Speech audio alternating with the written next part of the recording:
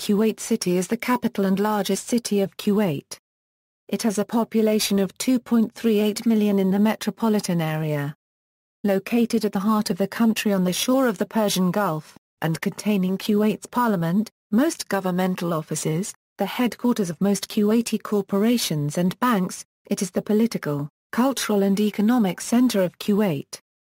Kuwait City is considered a beta, global city. Kuwait City Euro-1 registered trademark S trade and transportation needs are served by Kuwait International Airport, Mina Al-Shuwaik and Mina Al Ahmadi 50 kilometers to the south, on the Persian Gulf coast. Kuwait City is ranked as one among the 25 largest GDP cities in the world along with New York, Tokyo, Moscow, Mumbai and other financial hubs including Singapore and Dubai. History, economic prosperity. In the 18th century, Kuwait prospered and rapidly became the principal commercial center for the transit of goods between India, Muscat, Baghdad and Arabia. By the mid-1700s, Kuwait had already established itself as the major trading route from the Persian Gulf to Aleppo. During the Persian siege of Basra in 1775–1779, Iraqi merchants took refuge in Kuwait and were partly instrumental in the expansion of Kuwait's boat building and trading activities. As a result, Kuwait's maritime commerce boomed. Between the years 1775 and 1779, the Indian trade routes with Baghdad, Aleppo, Smyrna and Constantinople were diverted to Kuwait. The East India Company was diverted to Kuwait in 1792. The East India Company secured the sea routes between Kuwait, India and the east coasts of Africa. After the Persians withdrew from Basra in 1779, Kuwait continued to attract trade away from Basra.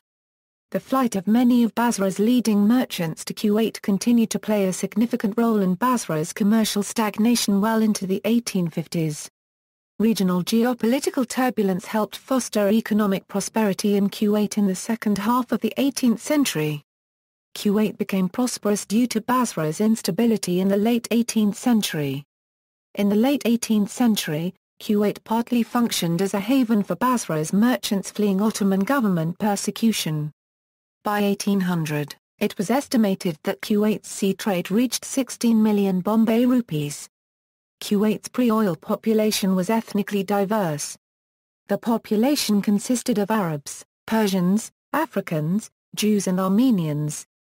Kuwait was the center of boat building in the Gulf region. Ship vessels made in Kuwait carried the bulk of international trade between the trade ports of India, East Africa, and Red Sea. Boats made in Kuwait were capable of sailing up to China. Kuwaiti ship vessels were renowned throughout the Indian Ocean for quality and design. Kuwaitis also developed a reputation as the best sailors in the Persian Gulf. Kuwait was a central part of the trade in frankincense from Oman, textiles from China, and Indian spices, all destined for lucrative European markets.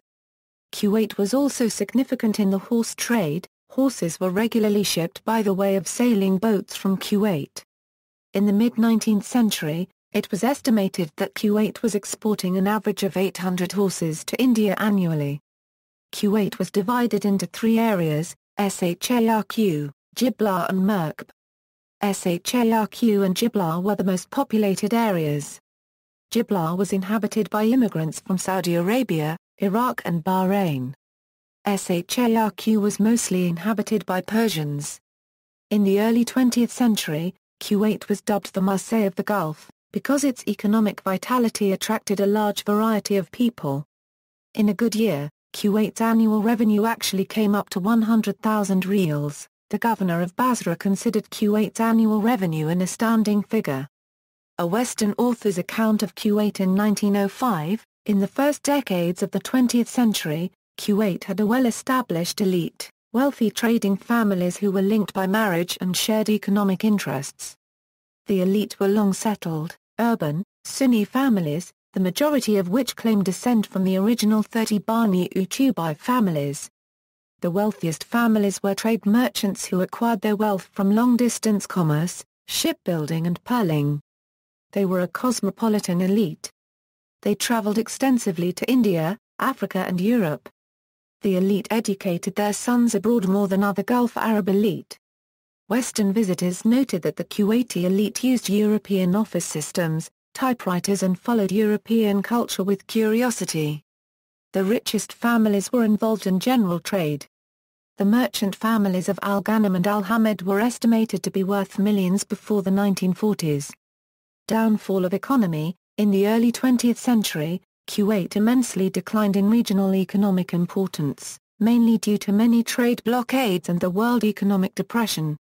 Before Mary Bruins Allison visited Kuwait in 1934, Kuwait lost its prominence in long-distance trade. During World War I, the British Empire imposed a trade blockade against Kuwait because Kuwait's rulers supported the Ottoman Empire. The British economic blockade heavily damaged Kuwait's economy. The Great Depression negatively impacted Kuwait's economy starting in the late 1920s.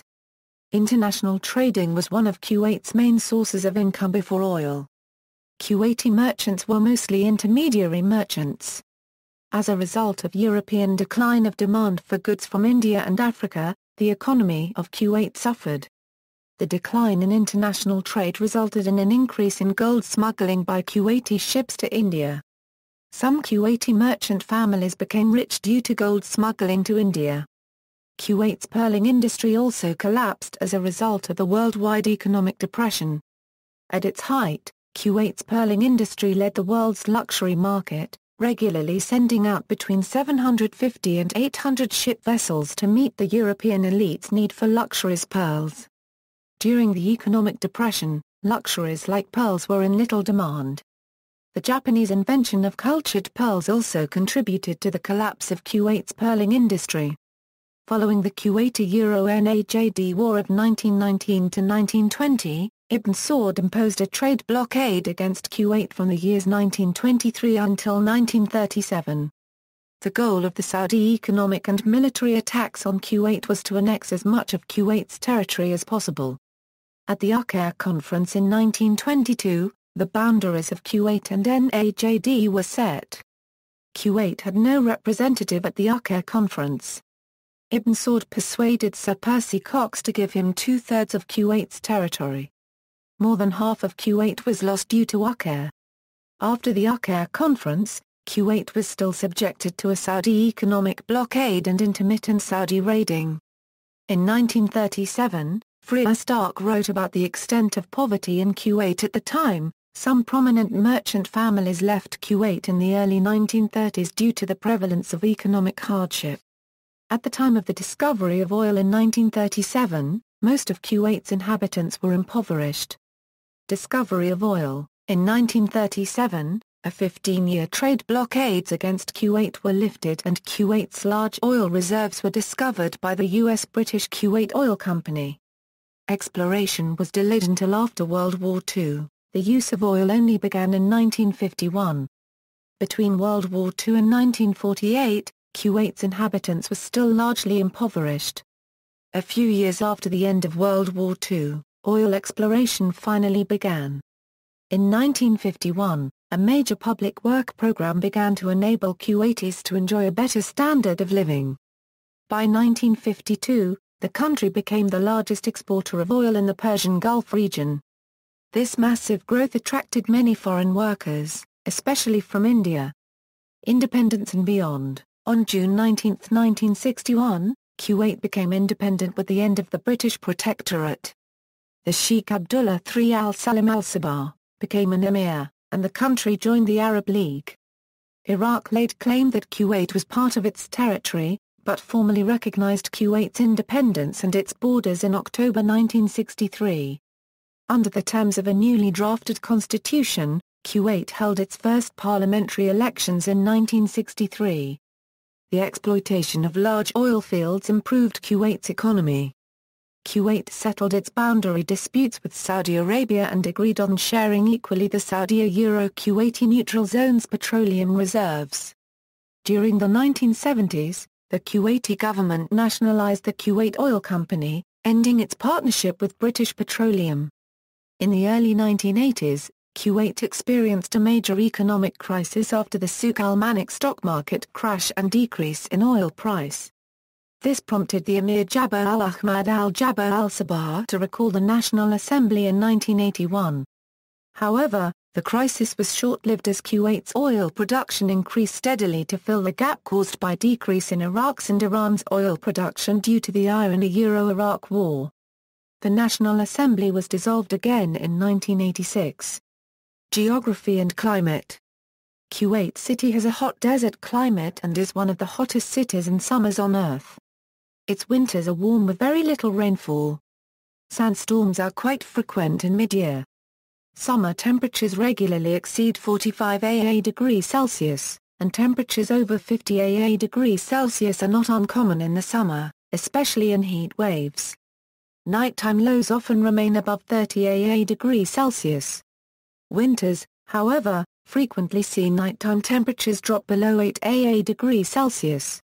Summer rainfall is very rare, and normally non-existent. The wettest month is January, typically with only 5 days of any rain. Rain may occur in the spring and its frequency increases around November. On average, Kuwait City sees about 22 wet days, and 343 dry days. Sandstorms occur at times during summer from the Shamal wind. Sandstorms can occur any time of year but occur mostly during summer, and less frequently during autumn. Suburbs. Although the districts below are not usually recognized as suburbs, the following is a list of a few areas surrounding Kuwait City. Economy. Kuwaiti Euro unregistered trademark S booming economy has allowed many international hotel chains to enter agreements to open hotels in the country. According to the Kuwait Hotel Owners Association, over 25 new hotels are planned or in construction, including the following: Hotel Missoni Kuwait, Golden Tulip Kuwait, Hilton Olympia Kuwait, Ibis Sharq, Jumeirah Messala Beach Kuwait, Intercontinental Kuwait Downtown a Euro opening early 2015, Intercontinental Kuwait at the White, the Square Capital Tower a Euro on hold, Novotel Mina Abdullah Resort, Four Seasons Hotel Kuwait at the Gate of Kuwait a Euro plans are in motion to open within the next few years. By 2012, over 3,000 rooms are expected to be added to Kuwaiti Euro unregistered trademark S current hotel inventory. The city is also home to a large variety of shopping malls, which serve as the basis of Kuwaiti social life. Famous malls such as the Avenues, Marina World and the 360 Mall house many internationally renowned retail and food beverage brands, as well as provide sheltered, indoor areas to relax. Several more, such as the Mall of Kuwait, the Al-Hamra Center and Symphony Center are expected to enter service within the next 5 years. Transport. In 2008, a railway network connecting Arab states of the Persian Gulf was proposed, although work is yet to start. A metro network was designed, with 4 lines and stations across the entire city and suburbs. Although it has faced considerable delays, the project is expected to commence construction sometime in 2011 and open parts of the first 2 lines by July 2016. Kuwait International Airport is the primary airport for the country, serving a wide variety of local and international destinations. Twin towns are Euro sister cities. Kuwait City is twinned with Gallery. See also: Violet Dixon, HRP Dixon, JW Marriott Hotel, Madīnat al-Harir, List of diplomatic missions in Kuwait, Tourism in Kuwait, External links, German, Kuwait City at Ghorama, Kuwait Directory Kuwait Business links, references.